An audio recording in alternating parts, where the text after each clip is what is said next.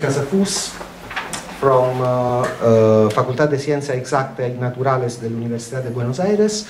She will tell us about intracellular motor-driven transport of rod-like dynamics organelles along microtubules.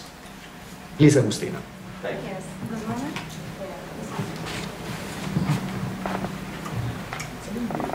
Hello? Okay.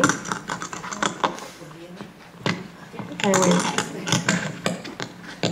Rings. Yes. Okay. Good morning to all of you. I would like to thank you all for being here, the last talk, and to the organizers for giving me the space to share with you my work that I'm doing in my PhD with Dr. Luciana Bruno at the Intracellular Dynamics Laboratory. That's it. Okay. At the University of Buenos Aires. Okay, sorry. No, because you cannot hear because it's towards us, not towards sorry, I'm not used to this kind of microphones. So this is a bit different from what you have been listening through the conference, but I hope it's good enough. So we are working with intracellular transport. In particular, what we are studying now is the intracellular transport of dynamic organelles. I mean, for introduction, we all know that cells are very complex systems and they require, for a correct functioning, means of precise location with high space-time precision of different elements like proteins, vesicles, organelles, and diffusion is not very efficient with large vesicles. So.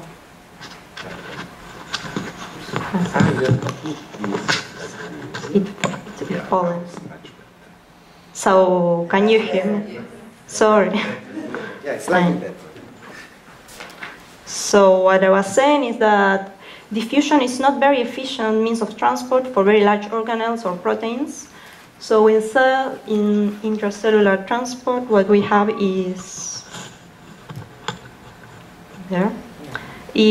what is called active transport, in which you have an energetic input, and so you can transport different organelles and very large vesicles through the cell with very high precision. In particular, intracellular transport has these nanomachines called molecular motors. These are proteins, very specific, that can attach to a cargo, being that large protein, a vesicle, and an organelle, and drag it along these highways that are microtubules. So this protein has two main domains. You have one domain that attaches to the cargo through adaptor proteins, and then you have another domain which has two little heads, and they can bind to the microtubule, one at each time, and so with the hydrolyzing of ATP, it can take discrete steps, like in a hand-over-hand manner, and walk along these highways. These proteins. Sorry, how cartoonish is this? It's a simulation I found on Google. So. I mean, is anything to do with the protein, or? Yes. It's known that the protein has these domains. No, I was referring to the legs. Yes. Particularly astonishing. Yes, it's really funny how they actually walk along the tracks. And they have been studied for about 10 to 15 years now. And so we know that it's a stochastic process, so they can bind to the microtubule and walk, or when the force is large enough, they can detach and diffuse through these adaptor proteins along the membrane. And then, they can rebind or attach again to the microtubule. So you have a lot of cycles of binding and rebinding. But this is all in a single protein molecule, single protein. But what we know also is that cells have bidirectional transport, especially along microtubules that are these polymerized filaments that are present in cells, and they help to give it some structure and resistance to deformation. And well, the microtubules also serve these highways, so they are polarized. They have these plus end and minus ends that go through from the nucleus to the peripheral zone, with the plus end to the peripherals, to the periphery of the cell, and the minus end on the center. So you have these two main families that walk along microtubules. These are dynein and kinesin. There are other filaments that have other motons, like myosin in actin filaments, but I will focus on this. So what you have now, it's like one of the accepted theories is that cargos move through these microtubules, dragged by both of these motors at the same time. So they are kind of engaged in like a tug of war, where each motor pulls to its side, to this where they walk. So dynein walks always to the minus end, and kinesin always to the plus. So it's like a tug of war. So you have bidirectional transport. But what's not completely understood, because these motors are really small, they are only like 100 nanometers, is you cannot see them in vivo in experiments. So there's a lot of in vitro assays with a single protein, like I said before. So in order to understand how this actually works, how is that cargos don't just stand there and don't move at all, some numerical and biophysical models have arisen around 10 years ago. There's basically two main classifications. You have mean field, where the state of the cargo is characterized by the number of motors attached to the microtubule. And you have transitions with transition rates. So, but the force is shared equally among all the motors. So this is not very accepted anymore. And then you have the Langevin model.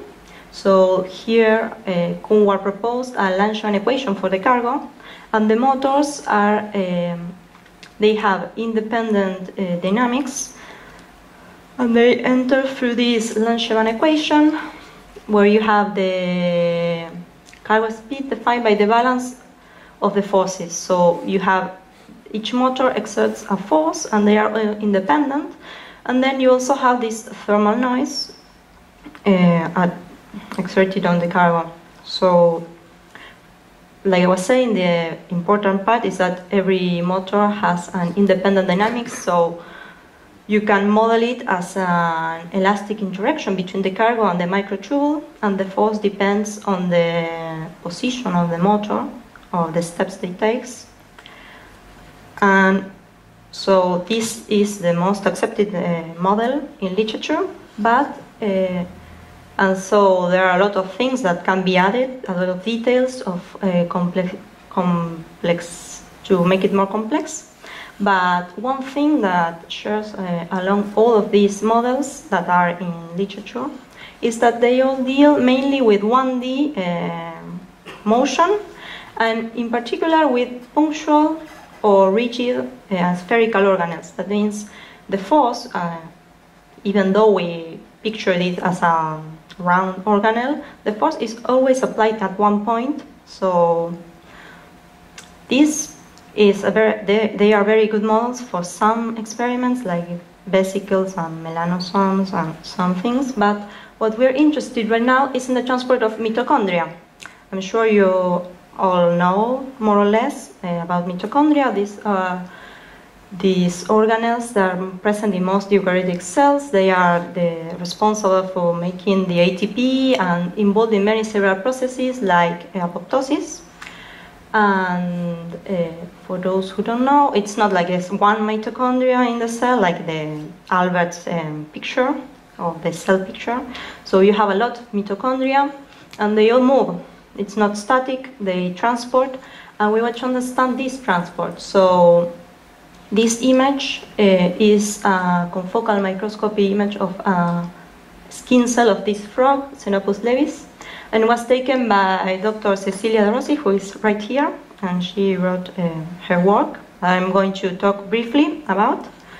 So, first of all, what I want you to notice is that mitochondria, they are not round and spherical, but they have different shapes, they have different sizes, they can even be all interconnected with each other, so it's very complex to see, but there's one work by Anesti that saw that mitochondria mostly prefer this elongated shape, this rod-like shape for transplantation. So this is what Ceci has been working on her postdoc.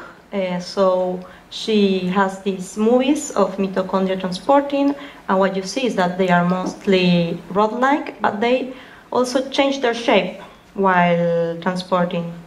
So the way to do this is you have these images, and you can select the mitochondrion, so you can track the center of mass in time, in each frame, so you recover the position.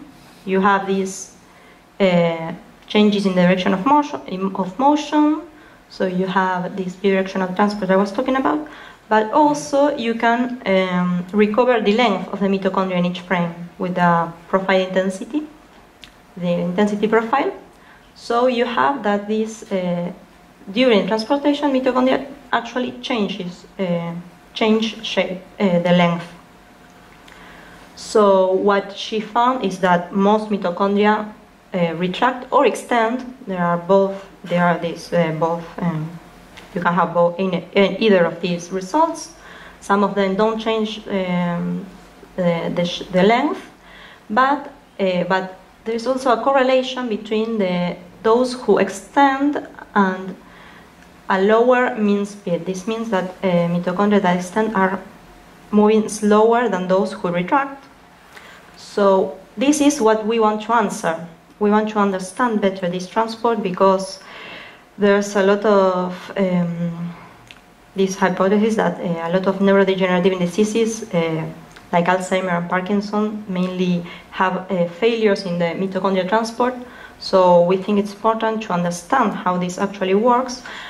And so some of the questions that we want to answer is that how does these organelles behave, or why do they change their length? What are the forces involved? Are the motors involved in it? And these questions, they cannot be answered by the models available in literature, because they all deal with spherical or rigid organelles.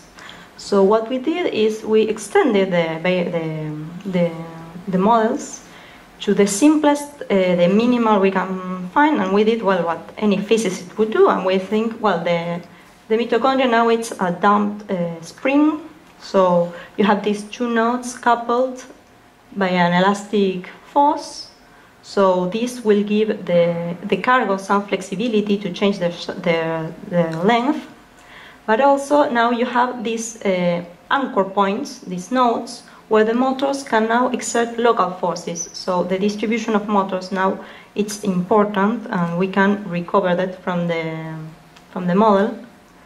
And it's really simple. Instead of solving one Langevin equation, you can solve two Langevin equations that are coupled, but it's basically the same. So in the biological model, you have two types of motors. Yes. Okay, here. Here, yes, also. So in the model, you can. So the one is the one that drag left, and yes. the two is the one that drag right. Yes, this is a cartoon. Yeah. So you can, of course, you can have both types of motors. In fact, I'm going to show you results with both kinds of motors. Okay. The motors, apart from walking to different directions, they have different properties. They have different biophysical properties, like I didn't get into too much detail, but they have different stall forces and detachment rates, and they are very different.